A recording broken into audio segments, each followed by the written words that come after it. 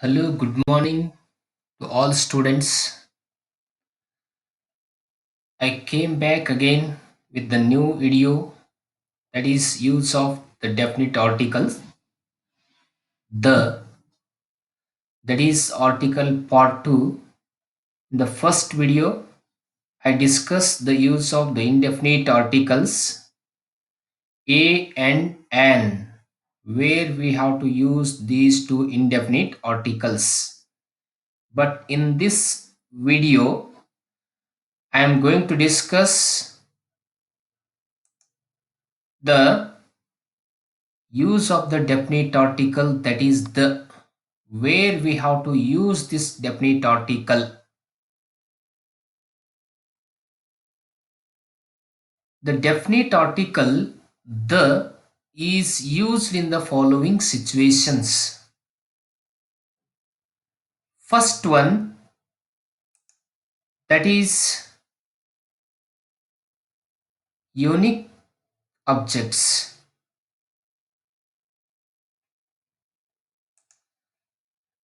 What are the unique objects? There is only one in the universe, that is the sun, the moon, the earth, the sky, and the stars, some other, the earth, like this. In the sentence, the sun rises in the east, the earth moves round the sun. Here, the sky is above the cloud. The earth, here is also we use the before the sun, because the sun, the earth, the sky are the unique things. So that's why we used the before these words. ಇಲ್ಲಿ ಸನ್, Moon, earth ಮತ್ತು sky ಈ ಶಬ್ದಗಳು, ಈ ಎಲ್ಲವುಗಳು ಅಂದ್ರೆ unique object, unique ವಸ್ತುಗಳಾಗಿರೋದ್ರಿಂದ ಅಂತಹ unique ವಸ್ತುಗಳ ಮೊದಲು ನಾವು ದ ಆರ್ಟಿಕಲ್ ಅನ್ನ ಉಪಯೋಗ ಮಾಡಬೇಕು. ಅಂದ್ರೆ ಡೆಫಿನಿಟ್ ಆರ್ಟಿಕಲ್ ದ ಅನ್ನ ಉಪಯೋಗ ಮಾಡಬೇಕು, ಯಾಕಂದ್ರೆ ಅವು ಯುನಿಕ್ ಥಿಂಗ್ಸ್ ಇರುವುದರಿಂದ. ಇನ್ನು ಎರಡನೆಯದಾಗಿ, the second one, the particular things or persons. When we talk about particular things or any persons, we have to use the definite article the. ಯಾವಾಗ ನಾವು ಒಂದು ಪ್ರತ್ಯೇಕವಾಗಿರುವಂತಹ ವಸ್ತುವಿನ ಬಗ್ಗೆ ಅಥವಾ ವ್ಯಕ್ತಿಯ ಬಗ್ಗೆ ಮಾತನಾಡುತ್ತೇವೆಯೋ ಆ ಸಂದರ್ಭದಲ್ಲಿ ನಾವು ಈ ಡೆಫಿನಿಟ್ ಆರ್ಟಿಕಲ್ ದ ಅನ್ನ ಬಳಸಬೇಕು. The man, here we use the article the man, the before the man. The man you met yesterday is my uncle. I'm talking about the man. Yes, uh, he met yesterday is my uncle. The lady you saw at the station is my wife. I'm talking that this sentence or this example tells about the lady which uh, saw at the station. So he saw many ladies, but the lady where he saw at the station. I lost the watch which I bought in Mysore. I lost the watch because this watch is bought in the Mysore market or Mysore.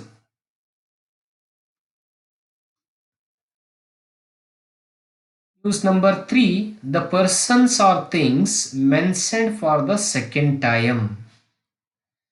See, in the first example, I met a girl. Here we use the. When we repeat the same common noun for the second sentence, we use definite article the before that common noun. ಯಾವಾಗ ನಾವು ಒಂದು common noun ಅನ್ನು ಮತ್ತೆ ಎರಡನೇ ಸಾರಿಗೆ ಬಳಸಿದಾಗ ಆ common noun ಜೊತೆಗೆ ನಾವು ಡೆಫಿನಿಟ್ ಆರ್ಟಿಕಲ್ ಆಗಿರ್ತಕ್ಕಂಥ ದ ಅನ್ನ ಬಳಸಬೇಕು. ಇಲ್ಲಿ I met A girl. A girl is a noun. Then the second sentence we have used here the because the girl is very wise. This is the sentence because the same common noun is repeated for the second time. ಅಂದ್ರೆ ಯಾವುದೇ ಒಂದು common noun ಅನ್ನ ಎರಡನೇ ಸಾರಿಗೆ ನಾವು ಅದೇ sentence ನಲ್ಲಿ ಅದೇ ಪ್ಯಾರಾಗ್ರಾಫ್ ದಲ್ಲಿ ಬಳಸಿದ್ರೆ ನಾವು ಅದಕ್ಕೆ ಎರಡನೇ ಟೈಮ್ಗೆ ನಾವು ದ ಅನ್ನ ಬಳಸಬೇಕು. I went to the park. Here also first time, that is A. And the park is very neat. This is the second time the common noun park is repeated. So that's why we use the ಎರಡನೇ ಸಾರಿಗೆ ಇಲ್ಲಿ common noun ಆಗಿರ್ತಕ್ಕಂಥ park ಉಪಯೋಗಿಸಲ್ಪಟ್ಟಿದೆ. ಅದಕ್ಕಾಗಿ ಇಲ್ಲಿ the park ಅಂತ ಬರೆದಿದ್ದೇವೆ. My friend bought a bike.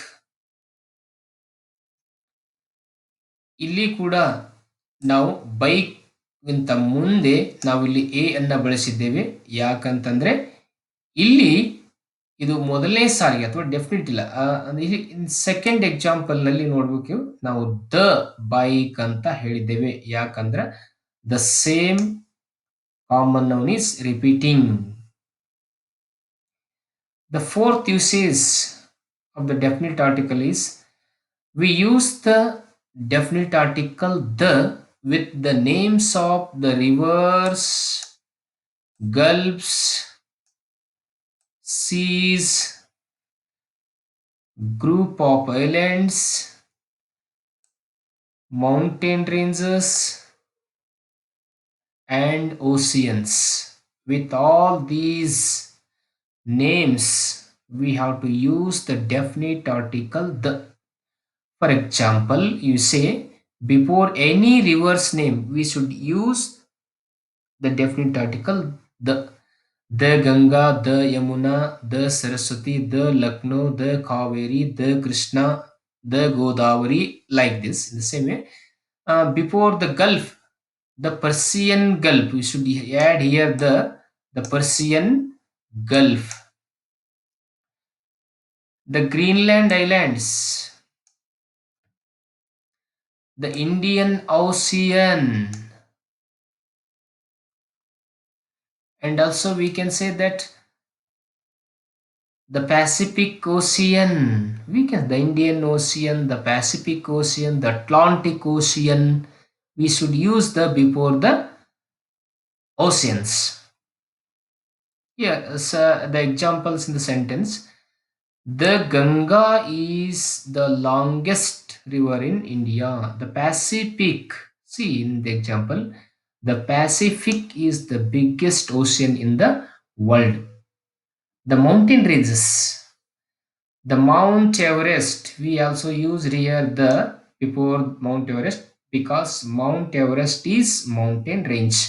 ಇದೊಂದು ಪರ್ವತ ಶ್ರೇಣಿ ಆಗಿರೋದ್ರಿಂದ ಪರ್ವತ ಶ್ರೇಣಿ ಮತ್ತು ನದಿಗಳ ಹೆಸರುಗಳ ಮೊದಲು, ಗಲ್ಫ್ಸ್ ಗಳ ಮೊದಲು ಮತ್ತು ಸಮುದ್ರಗಳ ಮೊದಲು, ದ್ವೀಪಗಳ ಗುಂಪಾಗ ಇರತಕ್ಕಂಥ ದ್ವೀಪಗಳ ಹೆಸರುಗಳ ಮೊದಲು ಮತ್ತು ಮಹಾಸಾಗರಗಳ ಮೊದಲು ನಾವು ಈ ದ ಅಂತಕ್ಕಂಥ ಡೆಫಿನಿಟ್ ಆರ್ಟಿಕಲ್ ಅನ್ನ ಕಡ್ಡಾಯವಾಗಿ ಬಳಸಲೇಬೇಕು. ಇಲ್ಲಿ ನೋಡಿದ್ದೇವೆ ದ ಗಂಗಾ, ಇದು ನದಿಯ ಹೆಸರು, ಅದಕ್ಕಾಗಿ ಇಲ್ಲಿ ದ ಬಳಸಿದ್ದೇವೆ. ಇಲ್ಲಿ ದ ಪ್ಯಾಸಿಫಿಕ್, ಇದು ಒಂದು ಮಹಾಸಾಗರ ಅಥವಾ ಓಷಿಯನ್ ದ ಹೆಸರು, ಅದಕ್ಕಾಗಿ ಇಲ್ಲಿ ದ ಬಳಸಿದ್ದೇವೆ. ಇಲ್ಲಿ ಕೊನೆಯಲ್ಲಾಗಿ ದ ಮೌಂಟ್ ಎವರೆಸ್ಟ್, ಇದಕ್ಕೆ ಯಾಕೆ ದ ಬಳಸಿದ್ದೇವೆ ಅಂತಂದ್ರೆ ದಿಸ್ ಈಸ್ ಮೌಂಟೇನ್ ರೇಂಜಸ್, ಇದೊಂದು ಪರ್ವತ ಶ್ರೇಣಿ, ಅದಕ್ಕೆ ನಾವಿಲ್ಲಿ ದ ಅಂತ ಬಳಸಿದ್ದೇವೆ. ನೋಡು, the use of the definite article the fifth usage. ಈ ಐದನೇದರಲ್ಲಿ ಏನ್ ಹೇಳ್ತದೆ ಅಂತಂದ್ರೆ well known books R famous books. So we should use the definite article the with the well known R famous books. ಉದಾಹರಣೆಗಾಗಿ ಪ್ರಸಿದ್ಧವಾಗಿರ್ತಕ್ಕಂಥ ಪುಸ್ತಕಗಳ ಹೆಸರುಗಳ ಜೊತೆಗೆ ಹೆಸರುಗಳ ಮೊದಲು ನಾವು ದ ಅನ್ನ ಸೇರಿಸಬೇಕು. ಉದಾಹರಣೆಗೆ ಇಲ್ಲೇನಿದೆ ದ ರಾಮಾಯಣ. ನೋಡಿ, ರಾಮಾಯಣ ಒಂದು ಪ್ರಸಿದ್ಧವಾಗಿರ್ತಕ್ಕಂಥ ಪುಸ್ತಕ, ಹಿಂದೂಗಳ ಪವಿತ್ರ ಪುಸ್ತಕ, ಅದಕ್ಕಾಗಿ ನಾವು ಇಲ್ಲಿ ರಾಮಾಯಣದ ಮೊದಲು ದ ಅಂತ ಬಳಸಿದ್ದೇವೆ. ಅದೇ ರೀತಿಯಾಗಿ ಇಲ್ಲಿ ಕುರಾನ್ ಅನ್ನ ನೋಡಬಹುದು ನಾವು. ಕುರಾನ್ ಅನ್ನುವಂಥದ್ದು ಮುಸ್ಲಿಮರ ಪವಿತ್ರ ಗ್ರಂಥ. Quran is A holy book for the Muslims.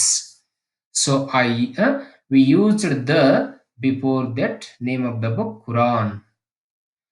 The next one, the Mahabharata. The Mahabharata is one of the greatest book of the Hindus. This is also an epic. That Mahabharata was written by Vedavyasa, that is different thing. So here, before that Mahabharata, I used the definite article the. Next, six uses. Superlative adjectives. ನಾವು superlative ಎಡ್ಜೆಕ್ಟಿವ್ಗಳ ಜೊತೆಯಲ್ಲಿ ನಾವು ಏನಪ್ಪ ಅಂದ್ರೆ ಅದು ಸೂಪರ್ಲೇಟಿವ್ಗಳ ಮೊದಲು ನಾವು definite article ಅನ್ನು ಬಳಸಬೇಕು. ಉದಾಹರಣೆಗಾಗಿ the Nile is the longest. ಸಿ ಲಾಂಗೆಸ್ಟ್, ಇಲ್ಲಿ ದ ಅನ್ನುವಂಥದ್ದು ಒಂದು ಆರ್ಟಿಕಲ್ ಆದ್ರೆ ಲಾಂಗೆಸ್ಟ್ ಅನ್ನುವಂಥದ್ದು third form of an adjective, longest. So that is. ಇನ್ನು ಎರಡನೇ ಉದಾಹರಣೆಯನ್ನು ನೋಡೋದಾದ್ರೆ the Mahabharata is the biggest book in the world. ಈ ಮಹಾಭಾರತದ ವಿಚಾರಕ್ಕೆ ಬಂದ್ರಿ, ಇಲ್ಲಿ ಬಿಗ್ಗೆಸ್ಟ್ ಗಿಂತ ಮೊದಲು ನಾವು ದ ಅನ್ನು ಬಳಸಿದ್ದೇವೆ. ಯಾಕಂದ್ರೆ ಇಲ್ಲಿ ಬಿಗ್ಗೆಸ್ಟ್ ಅನ್ನುವಂಥದ್ದು ಸೂಪರ್ಲೇಟಿವ್ ಆಗಿದೆ. ಅದಕ್ಕಾಗಿ ಎಲ್ಲ ಸೂಪರ್ಲೇಟಿವ್ ಎಡ್ಜೆಕ್ಟಿವ್ ಫಾರ್ಮ್ಗಳ ಮೊದಲು ನಾವು ದ ಅಂತಕ್ಕಂಥ ಡೆಫಿನಿಟ್ ಆರ್ಟಿಕಲ್ ಅನ್ನ ಕಡ್ಡಾಯವಾಗಿ ಬಳಸಬೇಕು. ಉದಾಹರಣೆಗೆ the biggest, the shortest, the longest, the finest, the most ferocious, the most beautiful, the most attractive, like this. ಇಂಥ ಒಂದು ಸಂದರ್ಭಗಳಲ್ಲಿ ದ ಅಂತಕ್ಕಂಥ ಆರ್ಟಿಕಲ್ ಅನ್ನ ಬಳಸಬೇಕು. ಈಗ ಕೊನೆಯ ಎಕ್ಸಾಂಪಲ್ ಅಂತಂದ್ರೆ this is the smallest room in my room. C smallest, here smallest is also the superlative adjectives or third form of the adjective.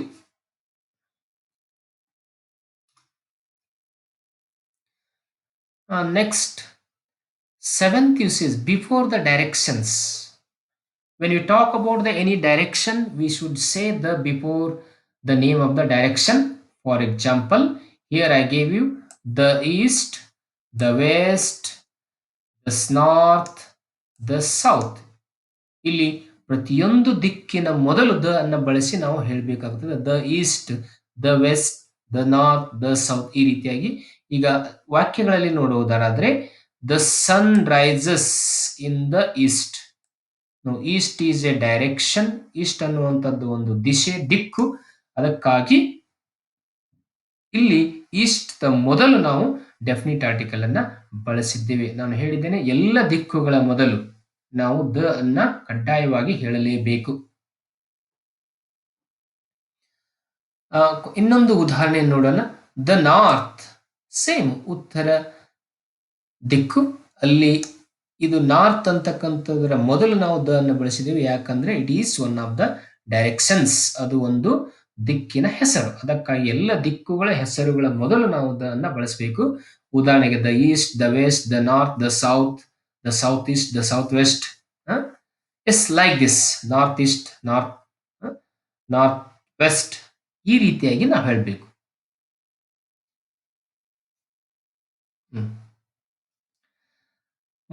Next ಇನ್ನೊಂದಂದ್ರೆ famous historical buildings. Famous historical buildings ಅಂತಂದ್ರೆ ಉದಾಹರಣೆಗಾಗಿ ನಾವು monuments ಅಂತ ಕರಿತೀವಿ. We call them usually monuments. Monuments ಅಂದ್ರೆ ಐತಿಹಾಸಿಕವಾಗಿ ಕಟ್ಟಿರ್ತಕ್ಕಂಥ ಕಟ್ಟಡಗಳು. ಉದಾಹರಣೆಗೆ ದ ತಾಜ್ ಮಹಲ್. ಈ ತಾಜ್ ಮಹಲ್ ಮುಂದ್ಗಡೆ ಮೊದಲು ನಾವು ದ ಅನ್ನ ಬಳಸಿದ್ದೇವೆ. ಏಕೆಂದ್ರೆ ತಾಜ್ ಮಹಲ್ ಅನ್ನುವಂಥದ್ದು ಒಂದು ಐತಿಹಾಸಿಕ ಕಟ್ಟಡ, popular building, monument. The red fort, ಇಲ್ಲಿ ಕೂಡ ದ ಅನ್ನು ಬಳಸ್ತೇವೆ. ದ ಚಾರ್ಮಿನಾರ್, ಇದು ಇತಿಹಾಸ ಕಟ್ಟಡ ಹೈದರಾಬಾದಲ್ಲಿ. ಇಲ್ಲಿ the Gol Gumbaz, our great prestige that we have, that Gol Gumbaz. So before this kind of historical buildings we should use the definite article. The ಇಂತಹ ಈ ಐತಿಹಾಸಿಕ ಕಟ್ಟಡಗಳ ಹೆಸರುಗಳನ್ನು ಹೇಳುವಾಗ ನಾವು ದ ಅಂತಕ್ಕಂಥ ಡೆಫಿನಿಟ್ ಆರ್ಟಿಕಲ್ ಅನ್ನ ಬಳಸಿ ಹೇಳಬೇಕು. ಅಂದರೆ ಅದು ಸರಿಯಾಗಿರುತ್ತದೆ. ಇನ್ನು ವಾಕ್ಯಗಳಲ್ಲಿ ನೋಡಬೇಕು ಅಂತಂದ್ರೆ ಇಲ್ಲಿ ತಾಜ್ ಮಹಲ್ ಮುಂದಗಡೆ ನಾವು ದ ಅನ್ನ ಬಳಸಿದ್ವಿ. ಯಾಕಂತಂದ್ರೆ ಇದು ಐತಿಹಾಸಿಕ ಕಟ್ಟಡ. It is historical building. The Taj Mahal is A wonderful monument. ಇಂದ ಕೊನೆಯದಾಗಿ ಉದಾಹರಣೆ, the red fort is the red fort is in Delhi. ಇಲ್ಲಿ ರೆಡ್ ಫೋರ್ಟ್ ಗಿಂತ ಮೊದಲು ಕೂಡ ನಾವು ದ ಅನ್ನ ಬಳಸಿದ್ದೇವೆ. ಯಾಕಂತಂದ್ರೆ ಈ ರೆಡ್ ಫೋರ್ಟ್ ಅಂತಕ್ಕಂಥದ್ದು ಒಂದು ಬಹಳ ದೊಡ್ಡ ಮತ್ತು ಮಹತ್ವವಾಗಿರ್ತಕ್ಕಂಥ ಐತಿಹಾಸಿಕ ಕೋಟೆ. ಅದಕ್ಕಾಗಿ ಇಲ್ಲಿ ಕೂಡ ನಾವು ದ ಅನ್ನ ಬಳಸಿದ್ದೇವೆ. ಇನ್ನು 9ನೆಯ ಉಪಯೋಗವನ್ನ ನೋಡುವುದಾದ್ರೆ ನೋಡಿ, V should use the definite article the before the names of news papers and magazines. ಈ ನ್ಯೂಸ್ ಪೇಪರ್ ಮತ್ತು ಮ್ಯಾಗಝಿನ್ಸ್ಗಳ ಹೆಸರುಗಳ ಮೊದಲು ನಾವು ಈ ಡೆಫಿನಿಟ್ ಆರ್ಟಿಕಲ್ ಅನ್ನ ಬಳಸಬೇಕು. ಉದಾಹರಣೆಗಾಗಿ ನೋಡಿ, I read the Hindu daily. Why the is use before the Hindu? Because Hindu is the name of the news paper. Hindu ಅನ್ನೋದು ಒಂದು ನ್ಯೂಸ್ ಪೇಪರ್ನ ದಿನಪತ್ರಿಕೆಯ ಹೆಸರು. ಅದಕ್ಕಾಗಿ ನಾವಿಲ್ಲಿ ಹಿಂದೂದ ಮೊದಲು ದ ಅನ್ನು ಬಳಸಿದ್ದೀವಿ. ಅದಕ್ಕೆ I read the Hindu daily. ಅದಕ್ಕಾಗಿ the Hindu, the Prajavani, the Samyukta Karnataka, the Indian Express, the New Indian Express, the Deccan Herald. So these are the names of different magazines, sorry, different newspapers. So while talking about the newspapers, we use the definite article the before the newspaper name. Second one, that is weekly. Weekly is a magazine, monthly magazine. So here ಈ weekly ಅನ್ನೋದರ ಮುಂದೆ ನಾವು the ಅನ್ನ ಬಳಸಿದ್ದೇವೆ. ಯಾಕಂತಂದ್ರೆ ಇದೊಂದು magazine. My brother reads the Indian Express. ಇಲ್ಲಿ Indian Express ಮೊದಲು ನಾವು ದ ಅನ್ನ ಬಳಸಿದ್ದೇವೆ. ಯಾಕಂತಂದ್ರೆ ಇಲ್ಲಿ ಇಂಡಿಯನ್ ಎಕ್ಸ್‌ಪ್ರೆಸ್ ಅಂತಕ್ಕಂಥದ್ದು ಒಂದು newspaper. This is the name of the newspaper. So we have used the definite article the before Indian Express in the third sentence. In 10, what is the use of the 10? We should use the definite article with the famous historical events. ಇಲ್ಲಿ 9ನೇದರಲ್ಲಿ ನಾವು ಏನ್ ಮಾಡಿದೀವಿ? News paper ಬಗ್ಗೆ ನೋಡಿದೀವಿ. 8ರಲ್ಲಿ monuments ಗಳಿಗೆ ನೋಡಿದ್ರೆ ಐತಿಹಾಸಿಕ ಕಟ್ಟಡಗಳ ಮೊದಲು ನಾವು ದ ಅನ್ನ ಬಳಸಬೇಕು ಅನ್ನೋದನ್ನ 8ನೇ ಉಪಯೋಗದಲ್ಲಿ ನೋಡಿದ್ದೇವೆ, ಯುಸೇಜ್‌ದಲ್ಲಿ. ಅದೇ ರೀತಿಯಾಗಿ 10ನೇ ಉಪಯೋಗಕ್ಕೆ ಬಂದಾಗ ನಾವು ಏನ್ ಮಾಡ್ತಿದ್ದೀವಿ ಅಂತಂದ್ರೆ ಇಲ್ಲಿ ನೋಡಿ, ದ ಫೇಮಸ್ ಹಿಸ್ಟಾರಿಕಲ್ ಎವೆಂಟ್ಸ್, ಪ್ರಸಿದ್ಧವಾಗಿರತಕ್ಕಂಥ ಐತಿಹಾಸಿಕ ಚಳುವಳಿಗಳು, ಘಟನೆಗಳನ್ನು ಬಗ್ಗೆ ಮಾತನಾಡುವಾಗ ಅವುಗಳ ಮೊದಲು ನಾವು ಡೆಫಿನಿಟ್ ಆರ್ಟಿಕಲ್ ದ ಅನ್ನ ಬಳಸಬೇಕು. ಇಲ್ಲಿ ನೋಡ್ಬೇಕು, ಇಲ್ಲಿ ದ ಕ್ವಿಟ್ ಇಂಡಿಯಾ ಮೂವ್ಮೆಂಟ್ ಅಂತಿದೆ. ದ ಕ್ವಿಟ್ ಇಂಡಿಯಾ ಮೂವ್ಮೆಂಟ್ ಅಂತ ಹಚ್ಚಿದ್ದೇವೆ, ಈ ಬಳಸಿದ್ದೇವೆ. ಯಾಕಂತಂದ್ರೆ ಇದು ಐತಿಹಾಸಿಕ ಘಟನೆ. The Quit India Movement was started in 1942. In the same way, the Talikoti war occurred in 1565. ಇಲ್ಲಿ ತಾಳಿಕೋಟಿ ಅಥವಾ ರಕ್ಕಸ್ತಂಗಡಿ ಅಂತ ಹೇಳ್ತೇವೆ. ತಾಳಿಕೋಟ್ ಅಂತಕ್ಕಂಥದ್ದು ಒಂದು ಐತಿಹಾಸಿಕ ಘಟನೆಯ ಹೆಸರು. ಅದಕ್ಕಾಗಿ ಇಲ್ಲಿ ನಾವು ತಾಳಿಕೋಟೆಯ ಮೊದಲು ದ ಅಂತಕ್ಕಂಥ ಆರ್ಟಿಕಲ್ ಅನ್ನ ಬಳಸಿದ್ದೇವೆ. Next we go to 11, nationalities, sects and communities. ಕೆಲವು ನ್ಯಾಷನಾಲಿಟೀಸ್ ಈಗ ಹೇಳ್ತಿದ್ದೆ ನೋಡಿ ಇಲ್ಲಿ. ಈ ನ್ಯಾಷನಾಲಿಟೀಸ್ ಬಗ್ಗೆ, ದೇಶೀಯತೆ ಬಗ್ಗೆ ಮತ್ತು ಸೆಕ್ಟ್ಸ್ ಬಗ್ಗೆ, ಕೆಲವು ಪಂಕ್ತಗಳ ಬಗ್ಗೆ ಹೇಳುವಾಗ ಅಥವಾ ಕಮ್ಯುನಿಟೀಸ್ ಬಗ್ಗೆ ನಾವು ಮಾತನಾಡುವಾಗ ಅಲ್ಲಿ ಕಡ್ಡಾಯವಾಗಿ ನಾವು ದ ಅಂತಕ್ಕಂಥ ಡೆಫಿನಿಟ್ ಆರ್ಟಿಕಲ್ ಅನ್ನು ಬಳಸಬೇಕು. ಉದಾಹರಣೆಗಾಗಿ ಇಲ್ಲಿ ನ್ಯಾಷನಾಲಿಟಿಯನ್ನು ಉದಾಹರಣೆಗಾಗಿ ತಗೊಂಡಾಗ ದ ಬ್ರಿಟಿಷ್ ಅಂತ ಹೇಳ್ತೇವೆ. British represent England. The British ruled India about 200 years. ಇಲ್ಲಿ before the British we use the definite article the. ಈ ಬ್ರಿಟಿಷ್ ಅಂತ ಒಂದು ಶಬ್ದಕ್ಕಿಂತ ಮೊದಲು ನಾವು ಇಲ್ಲಿ ದ ಅಂತಕ್ಕಂಥ ಡೆಫಿನಿಟ್ ಆರ್ಟಿಕಲ್ ಅನ್ನ ಬಳಸಿದ್ದೇವೆ. ಯಾಕಂದ್ರೆ ಬ್ರಿಟಿಷ್ ಅನ್ನೋದು ಒಂದು nationality. Amritsar is A famous pilgrim for the ಸಿಖ್ಸ್. Sects ಗಳಿಗೆ ಬಂದಾಗ ಇಲ್ಲಿ ನೋಡಿ, ಇಲ್ಲಿ ದ ಸಿಖ್ ಅಂತ ಬಳಸಿದ್ದೇವೆ ನಾವು. ದ ಸಿಖ್ ಅನ್ನೋದು ಒಂದು ಸೆಕ್ಟ್ಸ್, ಪಂಥ. ಅದಕ್ಕಾಗಿ ಅದರ ಮುಂದೆ ಮೊದಲು ನಾವು ದ ಅಂತಕ್ಕಂಥ ಡೆಫಿನಿಟ್ ಆರ್ಟಿಕಲ್ ಅನ್ನ ಬಳಸಿದ್ದೇವೆ. ಇನ್ನ 11 ಆಯ್ತು. ಈಗ 12ನೇದಾಗಿರ್ತಕ್ಕಂಥ ಉಪಯೋಗ ಎಲ್ಲಿ ಬಳಸ್ತಾ ಇದ್ದೇವೆ ನೋಡಿ. With the definite article is used with the name of trains, ships and aeroplanes. ಅಂತಂದ್ರೆ ಈ ಟ್ರೈನ್ಗಳ ಹೆಸರುಗಳ ಜೊತೆಯಲ್ಲಿ ಮತ್ತು